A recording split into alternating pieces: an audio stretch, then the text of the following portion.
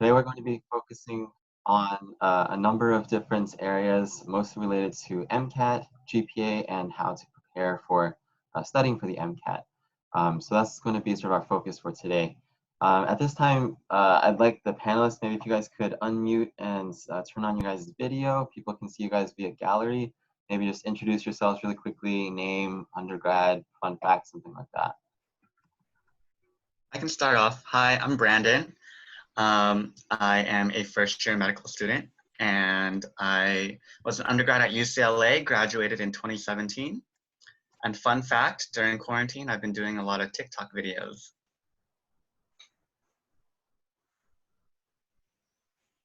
Hi everyone, I can go next. My name is Rintu. I went to UC Irvine for undergrad and I majored in exercise science, currently first year, part of the prime program here at Geffen. And fun fact about me is I was born and raised in India for 10 years.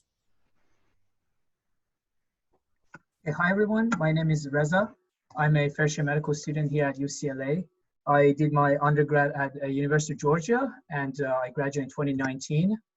And a fun fact is that, like Rintu, I was born and raised in Iran, and I came to US in 2012. And that's when I started learning English and starting my education in the US.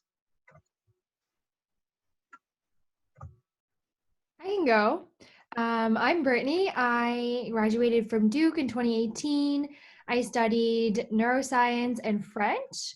And during the break, I've been trying to make bread, which has been a fun adventure, sometimes better than others. But I'm working on it. Hi, I'm Megan. I'm also a first-year medical student. I graduated from UC Berkeley in 2017. And a fun fact is that I've been getting back into heavy metal because I was really into it in high school, but the quarantine brings out that inner spirit, so. Hi everyone, I'm Evelyn. I'm also a first-year med student. I went to WashU in St. Louis and graduated in 2018, majored in anthropology, global health.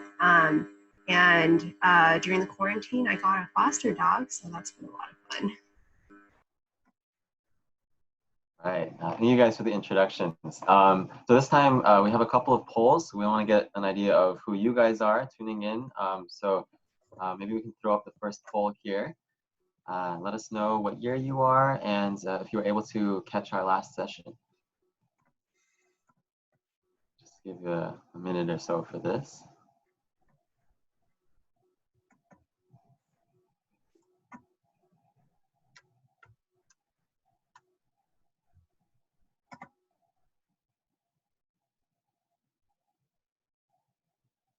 Okay. Oh, so we have a good deal for everyone. Awesome. Well, those of you who were not able to catch our last session, thank you for tuning in today.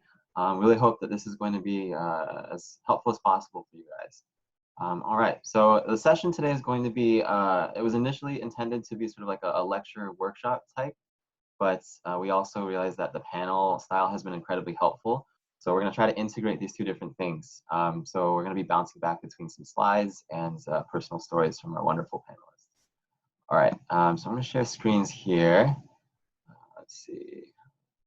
There we go. All right, so, okay, let us know in the chat if there are any difficulties with the screen process, but hopefully everyone can see that. So we're just going to dive into our first sort of question here for today, and that's going to be what resources out there are there that we can use for studying for the MCAT. And so just to break these down into a couple of different areas, many you might be aware of, some maybe not. The AAMC does have a number of these things that are available to you. The content outlines are essentially documents that they post online that are free to access and enable you to see exactly what topics you're expected to be familiar with in terms of the different sections. So the 4 different sections are listed here, and they can go very much in detail in terms of what things you're expected to know. There are also some resources that you have to put a little upfront for in terms of cost. There are a number of practice tests you can go for. These are full length and written by the same company or organization that creates the MCAT. So those can be highly beneficial. You can choose to take them timed or untimed, depending on your preferences. And then if you are a flashcard guru, you can go that route as well. And some students also really like to focus in on an area that they may feel they need some work on. I know for me, I had a number of things, a number of issues trying to learn the psychology and behavioral science section. So that was something that I tried to focus on. So there are some books out there as well. I also want to have a quick caveat here. I'm not endorsing or receiving any support from any of these resources, so make of that what you will. I think that whatever resources you choose to use should be based on your own preferences. But we're certainly here to help showcase what's out there and then give some discussion on what we used and found effective. There are also some third-party resources that you've probably heard of. Some are free to access, some are not. You have to put a little in as well. Khan Academy has a number of videos, and there are some questions that they pose afterwards that are supposed to be sort of like the style that you would see in the MCAT exam on a computer. There are some Q banks as well. So these are posted, UWorld has one, and I believe it's something that you can sign up for a free trial for 7 days, and then afterwards, if you like it, you can pay for it for a certain amount of time, maybe like a subscription. But there are a number of organizations that release those. And those can be helpful if you like to have sort of maybe a practice question a day or go through those on your own time. Review books and courses, I won't really go over too much. I think those are probably the things that people are most familiar with, but naturally those are things that usually have to put some money in up front. So I think what a lot of you guys have indicated to us in the feedback form we've gotten is there's a lot of interest in the self-resources. How can I study by myself, not needing to use any outside courses or whatnot, and the techniques that you can use for that. So one thing that I really recommend is to create a centralized, organized center for your notes. So naturally, you're going to be getting a lot of information from a lot of different sources. And sometimes one resource might not have everything you need in order for it to make sense to you. And in order for that to be easily accessible in the future for when you're trying to review, putting all of those topics together is a really good way to sort of synthesize that material. And you'll find that it'll make more sense to you as you form that sort of organization, because you'll sort of be able to piece together the ideas in sort of more of a story format. One thing I really, really, really want to emphasize, I can't emphasize this enough, is that the practice tests should be done with the intent of looking at the results afterwards. I think one thing that I did wrong the first time around, I took the MCAT twice, was to just take the practice test, look really quickly at what I got wrong, and then go from there. And there are a number of analyses that you can do. I've attached sort of a picture here of different types of analyses you can do. You can look at what your accuracy trends, if you're then confident, if you're having to guess on questions and how accurate your guesses are, the various topics that are important to you. One thing for me was actually the type of question. So I found that in the cards section, I really was struggling with questions that asked what the perspective of was the author. And that was just something over time I had to become more accustomed to. So this time I'm actually going to stop sharing screens here and we'll turn it over to our panelists. Maybe you guys could discuss sort of what techniques did you guys use and what works best with you guys.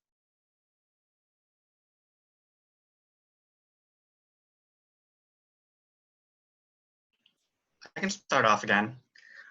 So thanks, Ryan, for all of the introductions. For me, what I did is I relied a lot on Khan Academy, and I swear by Khan Academy. Everything is free. They have a ton of videos online. I just use their YouTube channel, like Khan Academy, MCAT, or whatever. And what I did was, since I was working full-time while studying for the MCAT, I would just listen to the videos while I was like at the gym, while I was driving to work, or while I was doing work and just had it in my headphones. And I found that like listening to the videos over and over again, even if I wasn't actively watching the videos, I would, hear things like every so often. That was a good and very time efficient way to like start collecting and learning the material without actually having to like set time apart and study. So on top of that, on top of like listening to the videos while I was working or gymming, I did set time, like another 8 hours a day, just to like actively study the material as well. I think for me, I also was like full-time work mode and out of school for a while. And for me, practice tests were like really, really important. I kind of used the weekends because I was working during the work days to like take a practice test and like go through all of the answers and figure out why a particular answer was right. Because I think in some ways for me, it wasn't so much the content that was difficult or that I didn't remember, but I just needed to learn how to take the test and how to sit through 8 hours of the test and be in the zone for all 8 hours. That was something that I'd never had to do before for any test in my whole life. So being able to be confident that I could accomplish that and that I could stay focused, that I knew how to transition from one topic to another, and just, I guess, not so much knowing how to like figure out the basic content, but more the organization of the test was the big thing for me. I think similar, but also somewhat different. I actually ended up dedicating time to MCAT prep and MCAT studying, so I didn't work. I kind of dedicated a whole summer just to study. And instead of using, I guess, like online resources for me, like I ended up going through Princeton Review and used their in-person class as like my primary way of studying.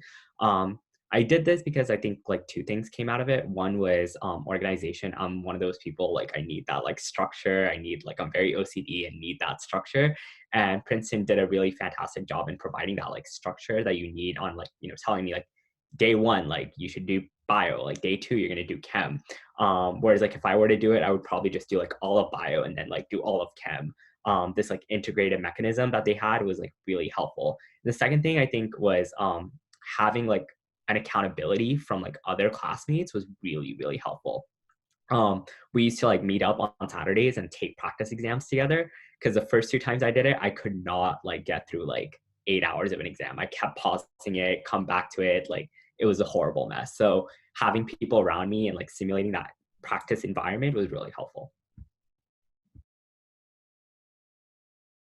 Yeah, I can go next. So to continue what Ryan said in his great presentation, with the practice tests, you don't want to be taking them just to look at the missed questions. You want to take them and also look at the questions that you get right, or the ones that you flag. Why do you get them right? And you also go over all the multiple choices. Why did I not pick this one?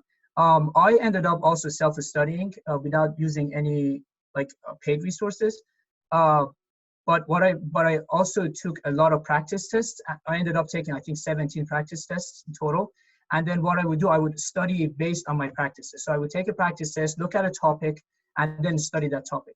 I used the Khan Academy, as Brandon said, and I think there are people out there that have made a PDF of all the Khan Academy videos. I think that's what I used, and I read that on my free times. I used to study for MCAT when I was in undergrad, so I ended up taking only 12 credit hours just to be a full-time student, just to barely be a full-time student, and I dedicated time to study for MCAT. So I did use the Kaplan books as well, but that was only for the first month and a half, just to get an idea of what are all the topics that are going to be presented on the MCAT. And then after that, for the next 3 months, I ended up just doing practice tests. I started with the free practice tests that Kaplan provided at first. When you buy their book, you get 3 practice tests. And then I ended up buying Next Step practice tests, which have like 4 practice tests or 7 practices or 10 practices. And then for the last month and a half before my exam, I ended up only using AEMC material, because that's the company that is making the MCAT. So I wanted to be only surrounded by the material that is being presented by the AEMC. Yeah, so that's my strategy. I can go next. So for me, what I did was I primarily self-studied as well and didn't use a course, but I did use set of books, exam cracker books off of someone who had used them previously. They were a little marked up with the answer circles and everything, so I spent some time going through and like whiting out everything before I started, just so I could actually use the quizzes to my benefit. And then the reason I chose exam crackers was because they had like a schedule on their website that was kind of a paced out schedule over a certain number of weeks, and so that gave me the structure that I needed, because similarly to Rintu, I need a little bit of structure. I can't just kind of go off on my own. So having that exam cracker schedule set up already, helped me stay on track with everything. And then similarly to everyone else, I did rely on practice tests, but I chose to space them throughout and took one every other week, and then finished up, like Reza said, with official AMC material, just so I could have that closest to the real test. A lot of people say some of the practice material from other companies are intentionally harder than what the actual one is. So it can be a little discouraging sometimes because you might see really low scores. You might feel like you're not really getting anything. But I think finishing up with the actual AMC material helps get a little bit of confidence boost for the big day, because it's a lot closer to what you've actually seen. Also, something I forgot to mention, for those of you who are non-native English speakers or who are struggling with the reading sections on the MCAT, I strongly encourage you to start early studying for the CARS section, which is the critical analysis and reading section on the MCAT. I ended up buying separate practice passage books for that section alone. There is a 108 passage by Next Step, a company called Next Step, and there's another 101 passages by Exam Crackers that I ended up using. And they really improved my performance in the CARS section on the MCAT. So for those of you who are struggling with that section, I strongly encourage you to start early. Yeah, I definitely echo what Reza says for CARS. Another resource that I thought was really, really helpful was there's this guy named Jack Weston. He's a doctor, Dr. Jack Weston, and he has these, like, if you subscribe to his channel, he sends you these daily passages that you can read and kind of discuss with his like blog that I found was like really, really helpful. And he has like his own like company that does a lot of CARS resource, which is also really helpful.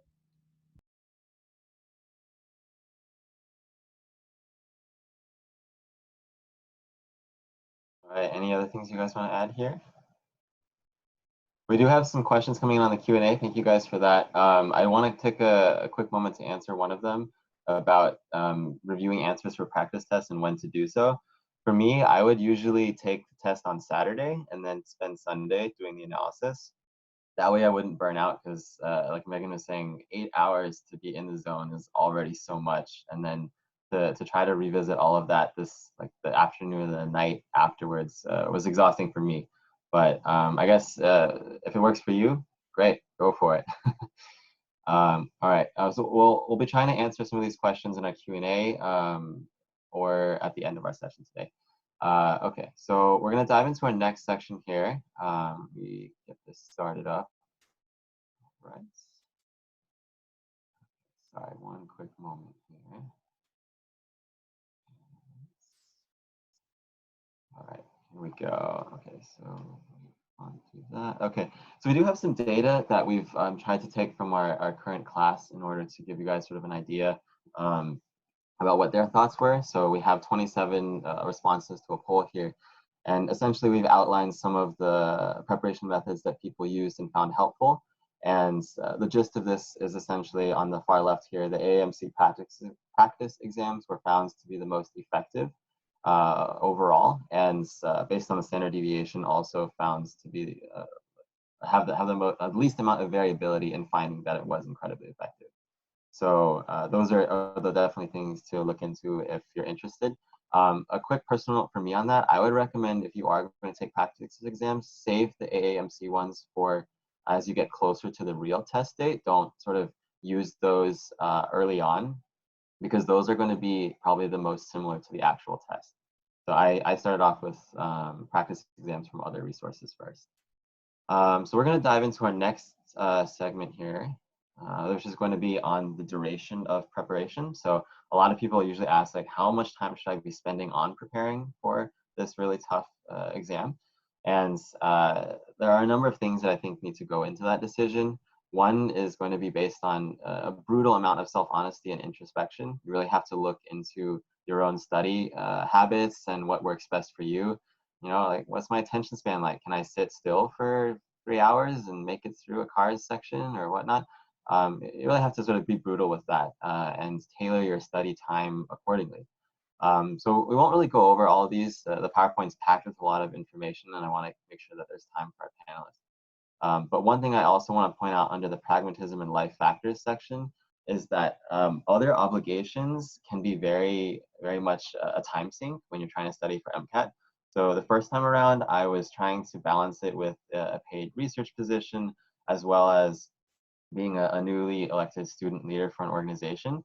And that was just a recipe for disaster. I was not able to dedicate nearly enough time. And I think I ended up like dedicated study was about 2 weeks, and it reflected on that on the first score. So really be cognizant about where your time is going. And yeah, but that'll be an individual basis. So we'll turn it over to our panelists again here. If you guys could just sort of give us an idea about if you were trying to decide on this, how did you decide how long to spend studying, and how long did you study for? I can answer this one. So I, like a lot of the other people who've already spoken, was working full time during my study period. I studied between the end of junior year and the beginning of senior year, and I took it in August. I think it was August 18th, 2017. So I studied for about 3 months. The first 2-ish months I was working, and I would study at night and on the weekends, which was a lot, but it worked. And then the last 3 weeks I only studied, which was really nice to have the dedicated time. But also I feel like at least I burn out after a long period, like several weeks of just studying all the time.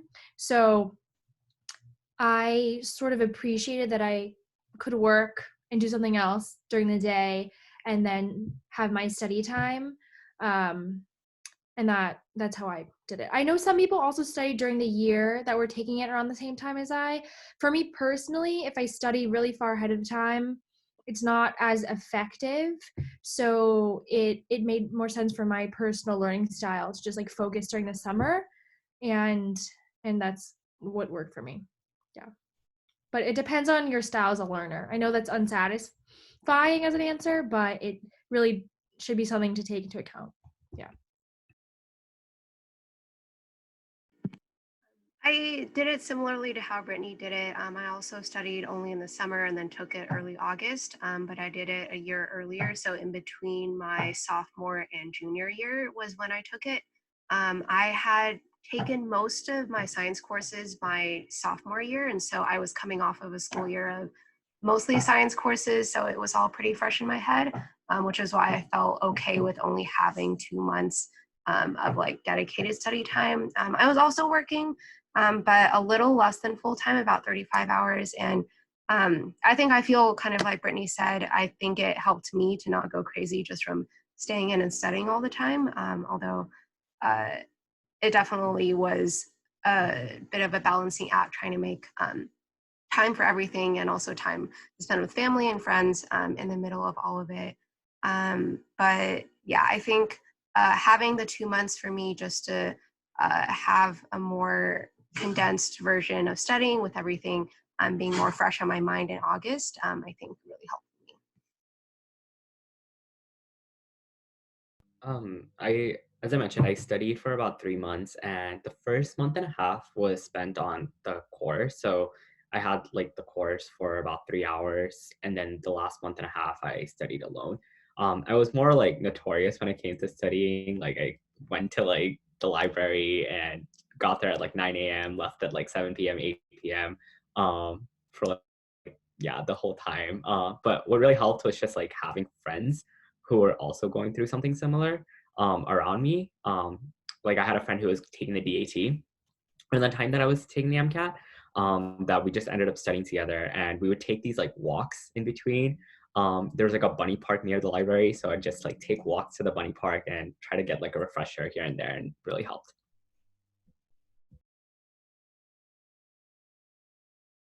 Yeah, I similar to what Rintu said, I also ended up studying from like 9 a.m. in the morning to like 7 p.m.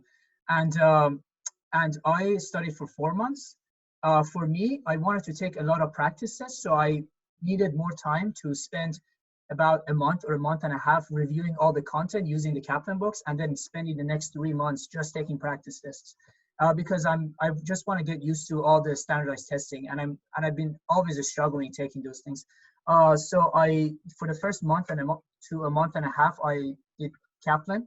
And then after that, for a month and a half, I did practice tests from resources other than the AMC. And then the last month, I only used AMC. And in the meanwhile, I did cars every day for the whole 4 months, and I did like 1 or 2 passages a day. It doesn't take that long. It takes like 15 minutes a day, but I made sure that I keep doing it because I struggled so much with it. By the end, when I was ready to take the MCAT, I was so used to taking it that it didn't seem like a huge task anymore. I also studied for 3 months, like a lot of other people have said. For me, though, that first month, because like I said, I was out of school for a while, it was definitely like getting used to studying again is a big thing that you have to remember if you are going to take the MCAT after you've graduated or significantly after you've graduated. So I wouldn't say that first month was like super productive for me. And I ended up taking it in January. So if you are going to take it in January, just also be realistic that if the holidays are like really important to you and time that's like really important for your family, you're going to have to spend some of that time studying. Like I spent like Christmas Day studying because at that point it's like less than a month away, and you really should try your best to be involved pretty much every day. So just keep that in mind when you're picking dates. If there's something really important to you, try and pick a date that wouldn't, conflict with your study schedule, because it's something that you do have to be consistent with. So I took 6 months. I actually had only allotted myself 4 months to study. I started studying in January, set my date to take the test in April. And then when April came around, I decided I was not ready to take the test. So I actually postponed my test till like June. So I gave myself another 2 months, and I found that really helpful because it just gave me more time. Like, just be realistic with yourself. I know that I'm not like the best student in the world, even if I like put in the hours. So if you're not ready, just go ahead and postpone.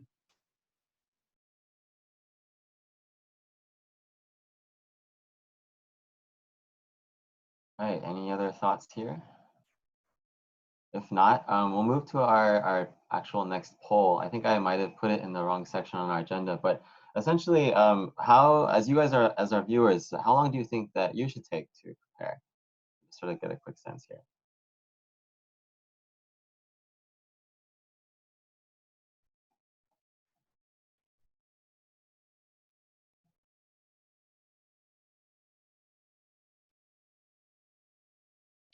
We'll just take a look. Okay. All right, so a lot of you guys are sort of in the 3 to 4 months regime, and that's actually quite consistent with some of the data that we've collected.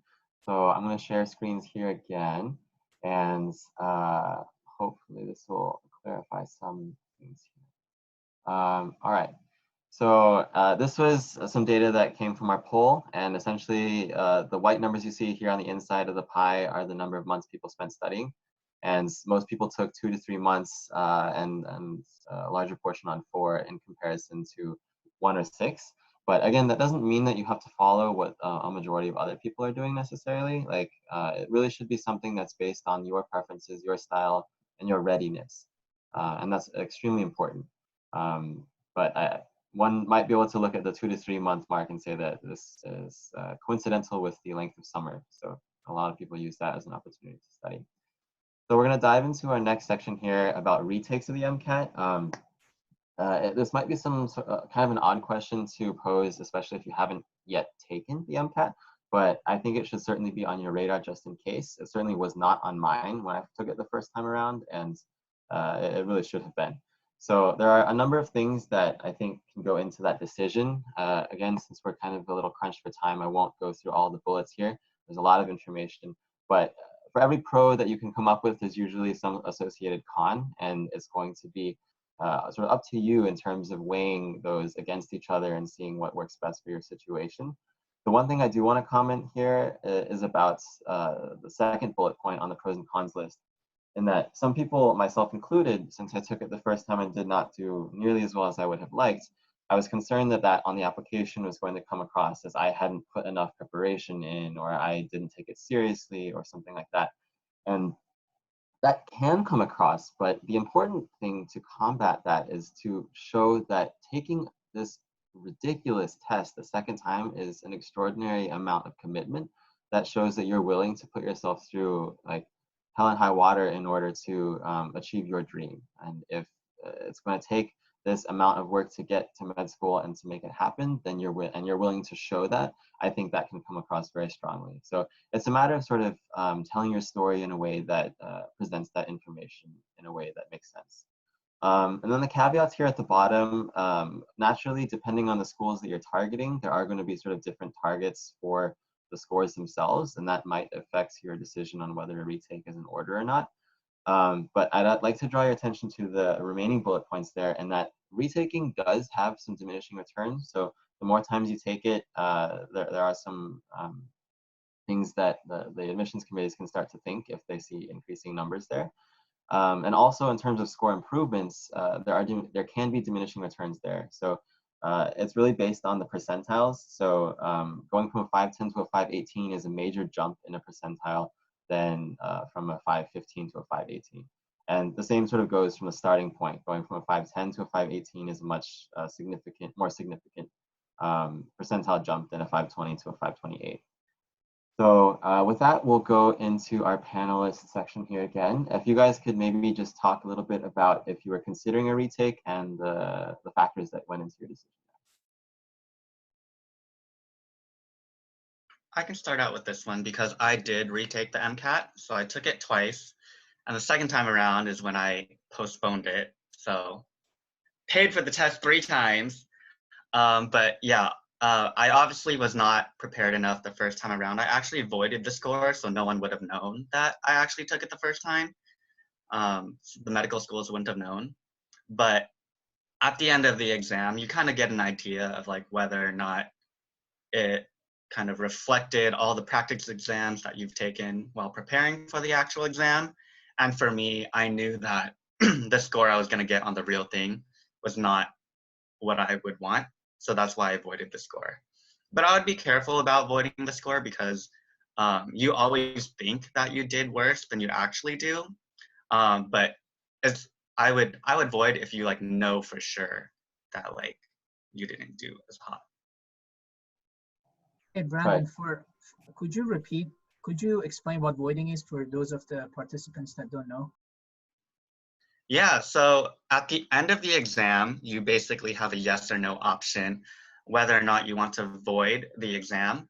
So if you void the exam, it is as if you never took the exam in the first place. You have a limited number of voids.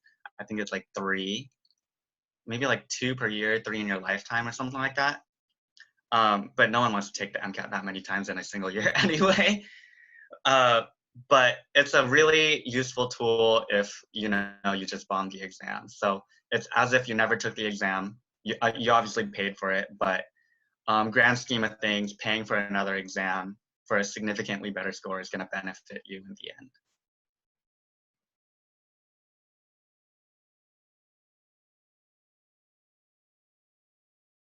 Any other thoughts on retakes or factors that went into your guys' decision there?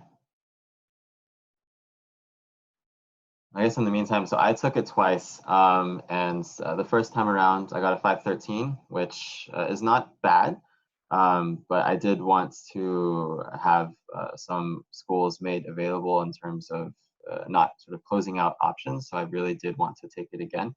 And I actually had to postpone an entire cycle for that. It works out because I was trying to do a double major as well and needed to finish up some courses. But it really was painful for me because I kind of had a little bit of a personal bias against not wanting to do a gap year, or I guess it turned into a gap semester. But ultimately, it came down to, do I want to try to put forth an application? My application also was not ready at that point either for the first cycle. And so it came down to, do I want to submit sort of this first time score and an application that's not yet polished, or do I want to take some additional time, make sure I've studied entirely well, I'm sure that this is representative of my abilities, and that my application is at sort of the best it can be. And for me, it was worth it to wait an additional cycle in order to make that happen. Do any of you guys have any other comments for that? If not, we can go to our poll. I guess in the meantime, we can launch our poll here. just to see how many of you guys are considering retaking the MCAT, regardless of whether you've started to prep for it, have taken it, or have not taken it.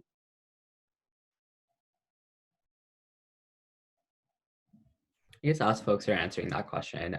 For me, I took it once, and then I was in a very much of a state of mind where I was like, should I retake it or not? And a lot of folks like told me I should retake it because my car sub score wasn't as strong as it could be. I emailed like the Princeton like head, and they were like, yeah, you're not going to get into med school. Like you have to like retake it. And it was scary, but I kind of just trusted my gut to let you all know that like, you know, this is just one score and that your application is much more holistic than like what it may seem. I know like the MCAT has a lot of pressures, but trust me, like your application is so much more than that, like one score. And today, like I'm happy that I didn't put myself like through the MCAT again, because like I'm in med school and like I'm so happy I didn't like listen to anyone. Yeah, so like trust your gut and know that your application is like more than that one score. Just to add on to that, as we're waiting for the poll to come through, it is really crazy that the MCAT has the sort of importance it's felt to have when it's literally one day of your life or 7-8 hours of your life. And I think that's just really wild and unfortunate that it's the case.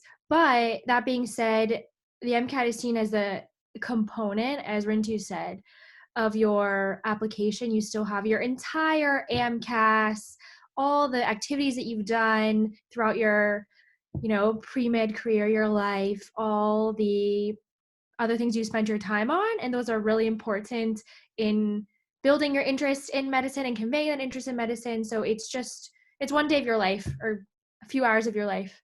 It's not everything, but I know it can feel really stressful.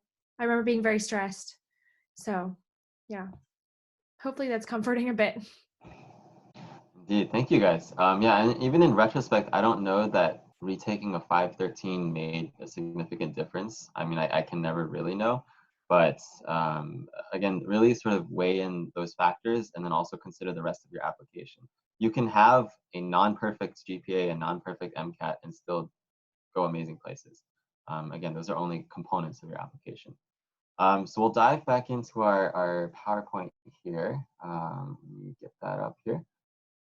So this is some data that's essentially just looked at how many times people took the MCAT. The majority of people take it one time, but there are individuals that take it more than once. You've heard from both Brandon and myself, we've both taken it twice, and we've had some people report also taking it 3 times.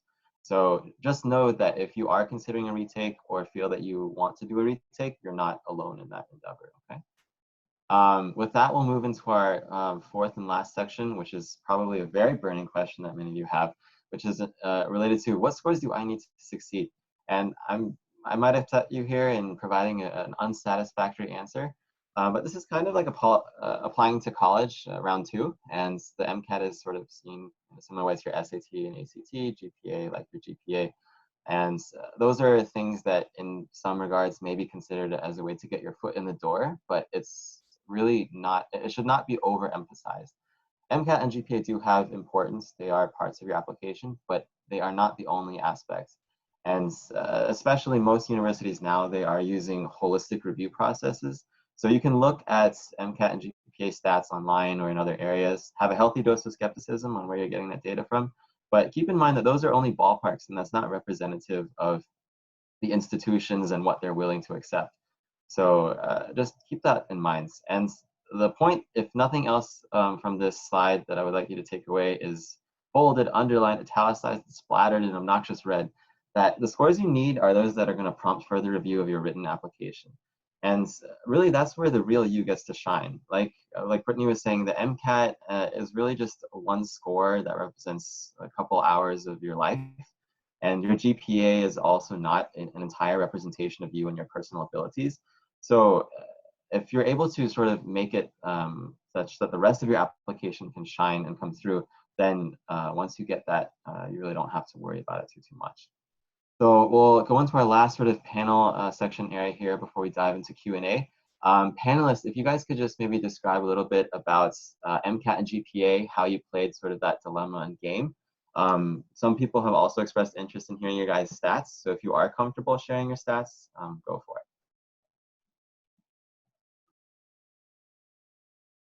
I can start off then. Okay, so the approach that I took in terms of GPA and MCAT was I would look at the schools that I wanted to apply to and look at the averages. So let's say, for example, an average for school X was a 3.5 GPA and a, I don't even, like a 513 MCAT. So I would set that as like the average or like the goal for me to kind of like put myself towards. However, when I was actually applying, I did not bar any school based on numbers.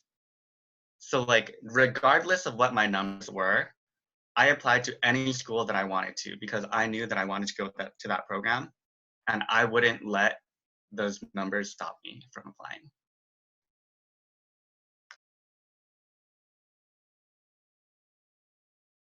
I think I had a similar mindset in that when I first went through like all the schools, I just went in and I was like, where do I think I would be happy and where would I want to go? And that was like the first thing. Obviously, I had more schools on my list than I was willing to pay to apply to with that mentality. So when I went back the second round, that's when I used the different GPA and MCAT. I used the 25th percentile and the 75th percentile, and I like made a little like box, and I was like, if I fall in that box, then this is probably also a good choice. I want to go there, and it's probably a good choice with these numbers. I liked using all the numbers, and I created all the Excel spreadsheets with all those percentiles. You don't need to do that. That's a lot. Just looking at an average and saying like, I'm kind of around that ballpark is good enough. But I think it should be a secondary thing, never the primary thing. You should never be like, my numbers are fit with the school, therefore I should apply. It's, I really love this school and I want to go there. And oh, look how great it is that my numbers also fit with this plan.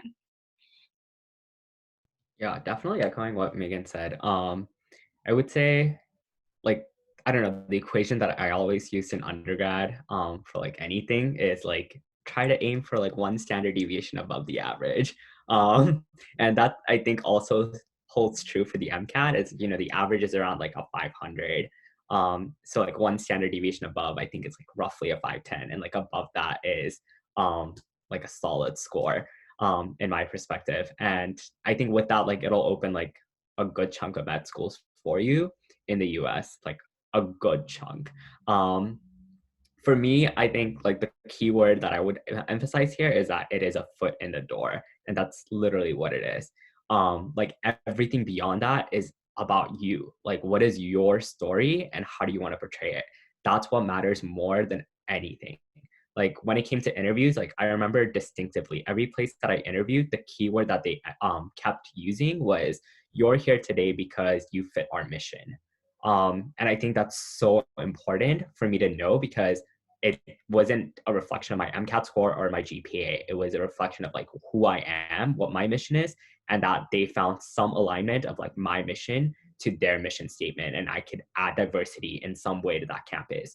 And I think that's so much more important than like focusing on like what score you got or like what your GPA end up being is.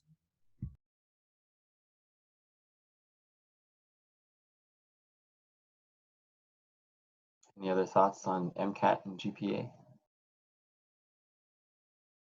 I guess just quick reiteration. The numbers we're talking about here are really pieces of the puzzle, and like Ryan said, they're a way that you can get your application to be seen, and then really get into what makes you you and what interests you in medicine and what you would add as a medical doctor. So they're components of your application, but it's really not like the sole focus or anything.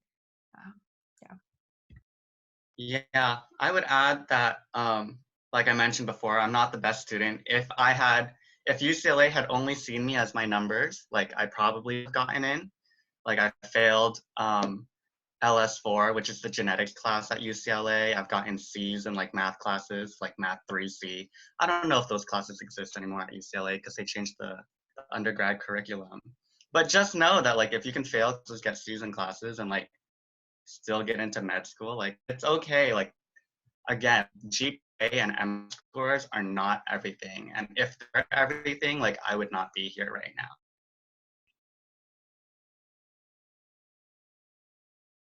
there's a way for Zoom to like have snaps, I would be doing major snaps to that. I definitely had some like difficulties with courses in the undergrad, and if those were all on the record, then and those were the sole deciding factor, well, I wouldn't be here either. Reza, did you want to mention anything? I think you were talking a little earlier. Oh, I just wanted to repeat what Brittany and Rintu were saying, that it's just a piece of the puzzle. I ended up getting interviews from multiple programs. Me and my best friends ended up getting interviews from multiple programs that had averages way higher than my MCAT score. And we still got interviews and we got into half of this program. So don't worry about your MCAT score and GPA if you think that you fit in with the mission of that program.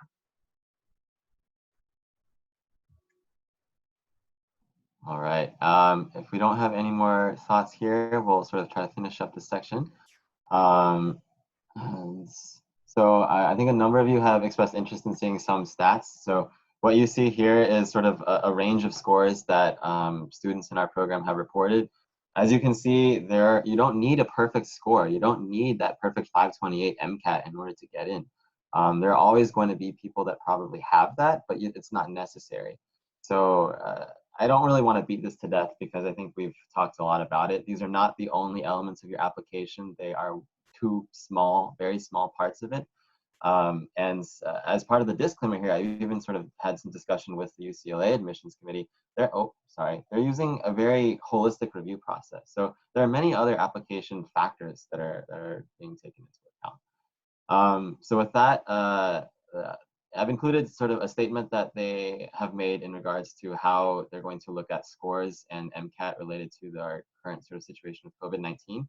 I'll leave that for you guys to read on your own time.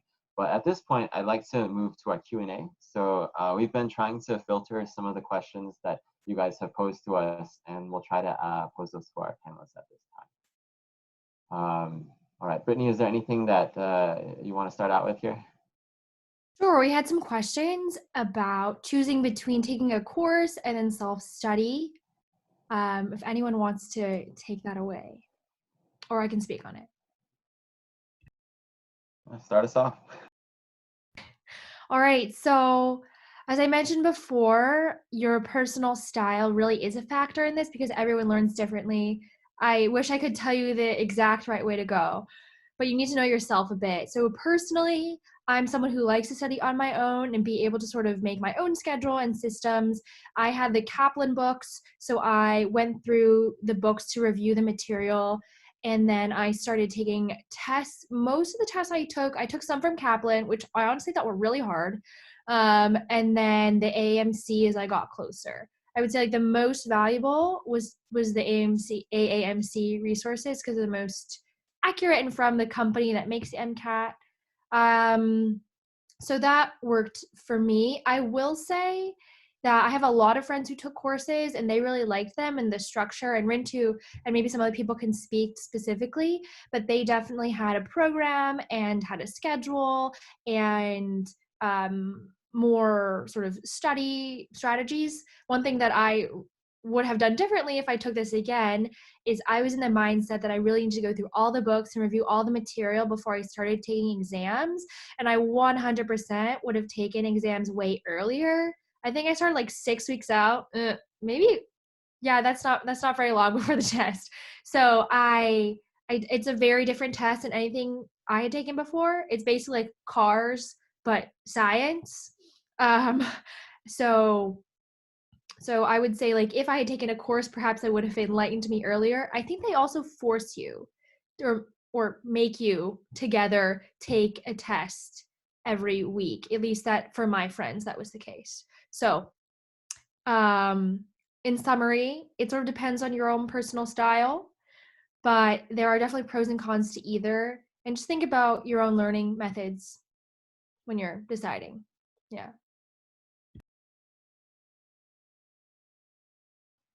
I'll chime in.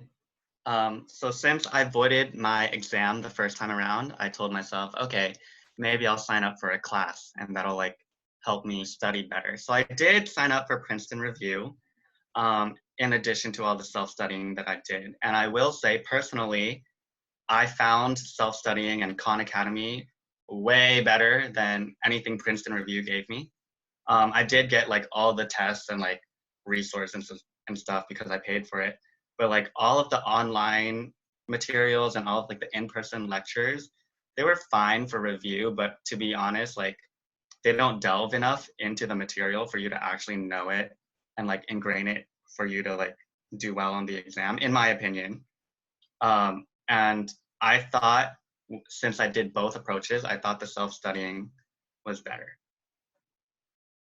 Can I just mention one thing though, since Brittany kind of mentioned how some of the like paid for tests can be really, really hard. I also paid for the Princeton review test. And I think it's just important to remember that those are businesses and like they do want you to pay for their product. So just, keep that in mind if the tests come out really, really hard, that they are trying to sell you some of their products. So, the scores that really matter are the ones that come out of the AAMC practice tests. It's one of the reasons why I veered away from taking a course, was because I felt like some of the stuff that they were telling me had more to do with them as a business model, but I think they can be super helpful. It's just to keep that in the back of your head as you're getting advice from them.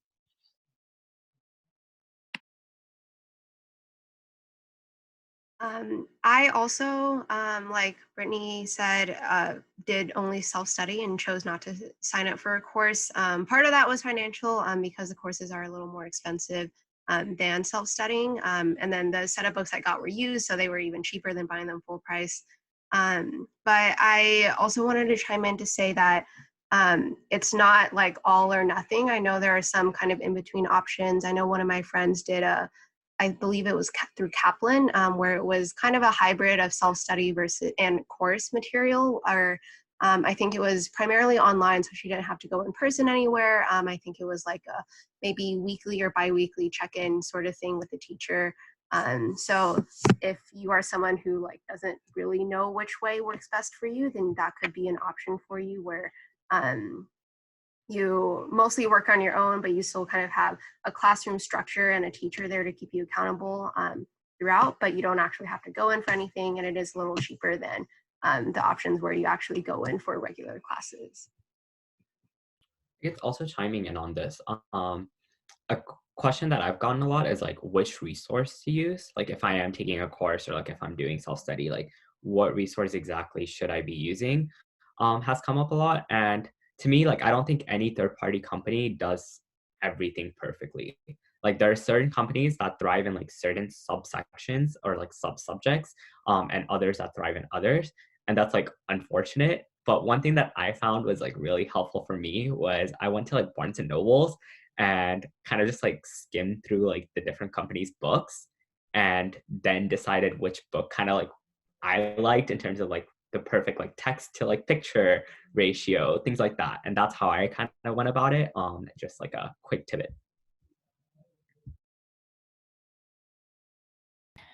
Okay, and then we'll go on to our next and perhaps final question, our last couple minutes.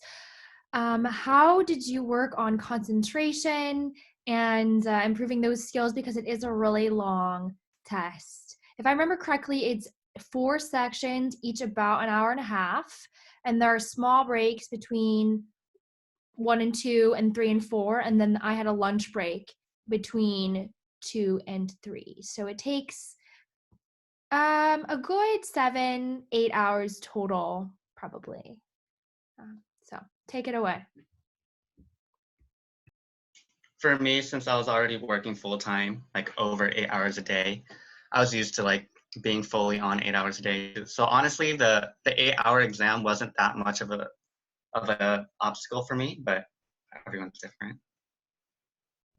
Yeah, the first time I took it, I could not do it. It was a pain. The first 2 times, I like took a nap in between. I think like the car section, I was like, I can't do this. But as I said, like I think accountability was like the key for me. Like from like I took like 11 or 12 practice tests in total.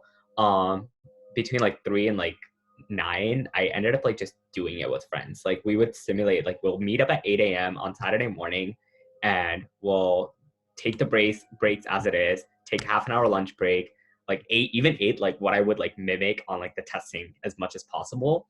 So that like I think helped me build stamina. When I started doing it alone, I was able to do it. So just try to mimic testing day as much as possible. Echoing what Rintu said, I didn't take as many as him. I think I took around 5, but I also tried to mimic testing day conditions as much as possible. I think like the week leading up to it, I started like sleeping earlier and like waking up earlier just to make sure like the time I would need to get to the testing center and everything. One thing I did that I probably shouldn't have done was like I rushed through a lot of the practice tests and like skipped a lot of the breaks and like would eat while I was doing it and like not take an actual lunch break just because I wanted to get through it and like get on with the rest of my schedule. But the day of, I for sure like took all of my breaks and probably should have spent more of my practice tests like actually simulating that. So I wasn't so like just rushing and like tired and done with everything. But yeah, I think it is really important just to kind of at least do one simulated run through of what actual test day is like. So your body kind of knows what to feel and what to expect for that. I also try to study in the same way that I would take the test. So like I'd study for like an hour and a half and take a break and study for an hour and a half so that I got used to like that amount of work and a small break and like continuing that, especially because I usually had about like 4 hours or 5 hours after work to study before I went to bed. So I would like do 2 like 1.5 hour sessions in that. So just like trying to fit like your study schedule to the way the test works was something that worked for me. I don't know if that'll work for everyone because some people like to study for really long periods of time, but if that's something you think you can do, I think it would really help. Yeah, I know it's a pain. It's very much like a mental game, I think this exam is longer than any test I personally have ever taken. I think even more than double the length of SAT, and I thought that was long. So I know it's painful, but I think forcing yourself to put yourself in the simulated setting and in that mindset of taking your test is something I really recommend, and something that will only help you when you have to take it for real, because that day will come. And I will say that when I was taking the actual test, it felt shorter than I expected. And when the 70 hours were over, I was like, oh, wow, I'm done. But I think putting yourself or making yourself sit down and take the test is really something that we would recommend. I recommend at least. And again, like doing that early on, I procrastinated that a bit. I was like, oh yeah, I'll wait until I'm closer to the actual test to force myself to sit down and do it. But they're so long, you can only take so many a week. I think when people are saying like once every Saturday, that's a great schedule, and you have like the whole week to review. But personally, if I tried to take 2 a week or 3 a week, that would have been a lot, and you don't have enough time to process. So you want to space them out and just start early. That's my biggest advice. Like start taking these tests early and just get a sense of them and get into that mindset so that when it's test day, you're like, oh yeah, I can do this. I'm used to this. And don't let that like first diagnostic exam like scare you. Like I literally got like a 490 on the first one. Like don't let that scare you. You'll only improve from there on. Use that as a way to figure out what the test is like, and then go from there. I do want to be respectful of you guys' time. I know we went a couple minutes over. If there are any final comments from any med mentors at this time, you can do that. Otherwise, please do check out the agenda that we've included. There's a link on the bottom that has a feedback form for us. This will help us to construct these sessions so that they're the most use for you guys. We only got 10 responses last time, so it'd be really great if we could get some more for this time around. But otherwise, if you have any questions that are in the Q&A and haven't been answered yet, go ahead and stay on while we try to answer those in the closing minutes. Otherwise, thank you so much to our panelists for spending some time with everyone today, and thank you guys for tuning in. Yes, thanks for watching and sending your questions. Let us know if you have any more.